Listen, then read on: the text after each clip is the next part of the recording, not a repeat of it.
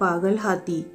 एक आश्रम में हवन का आयोजन किया गया और इस हवन में कई सारे राजाओं को आने का निमंत्रण दिया गया। इस हवन की तैयारी में आश्रम के सभी शिष्य लग गए।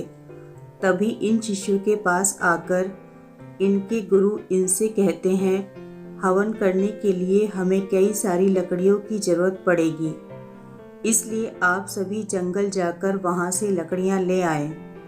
गुरु की आज्ञा मिलते ही सभी शिष्य जंगल चले जाते हैं और लकड़ियां इकट्ठी करने लग जाते हैं।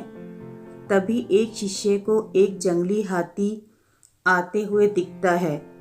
यह शिष्य अन्य शिष्यों को चेतावनी देता है और कहता है कि सब रास्ते से हट जाओ, एक पागल हाथी इसी ओर आ रहा है। अपने साथी की बात सुनकर हर कोई रास्ते से हटने लग जाता है, लेकिन एक शिष्य रास्ते से नहीं हटता और लकड़ियां इकट्ठी करने में लगा रहता है।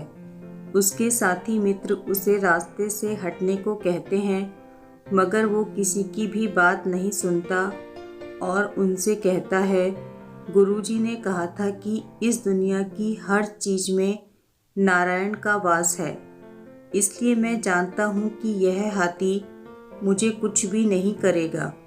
तुम लोग बेवजह इस हाथी से डर रहे हो।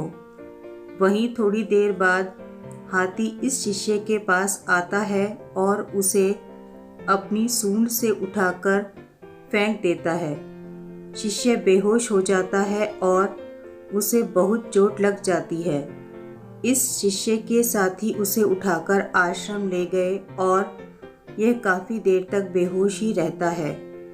कुछ देर बाद इसे होश आता है और तब गुरु अपने इस शिष्य से कहते हैं, तुम पागल हाथी को देखकर रास्ते से क्यों नहीं हटे? शिष्य गुरु से कहता है, आपने ही तो कहा था कि इस दुनिया की हर चीज में भगवान का वास होता है। इसी वजह से मैं अपनी जगह से नहीं हटा और मैंने हाथी को भगवान समझकर उसे नमस्कार किया, मगर उस हाथी ने मुझ पर हमला कर दिया और मेरी यह हालत हो गई।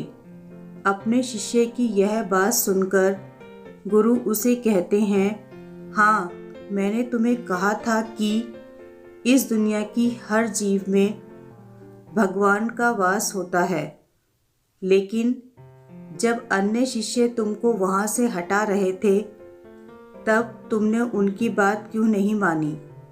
क्या जब तुम्हें इन लोगों के अंदर भगवान नजर नहीं आए? इंसान को सदा हालात को देखकर ही निर्णय लेना चाहिए और हमेशा अपने दिमाग का इस्तेमाल करना चाहिए। जो लोग एक ही बात को पकड़कर बैठ जाते हैं और उसी पर विश्वास करने लग जाते हैं, वो लोग मूर्ख होते हैं। अपने गुरु की ये बात सुनकर शिष्य को समझ आ गया कि उसने गलती की है और उसे अपने साथियों की बात मान लेनी चाहिए थी। सीख: एक ही बात को पकड़कर ना बैठें और हमेशा हालातों को देखकर ही निर्णय लेना चाहिए।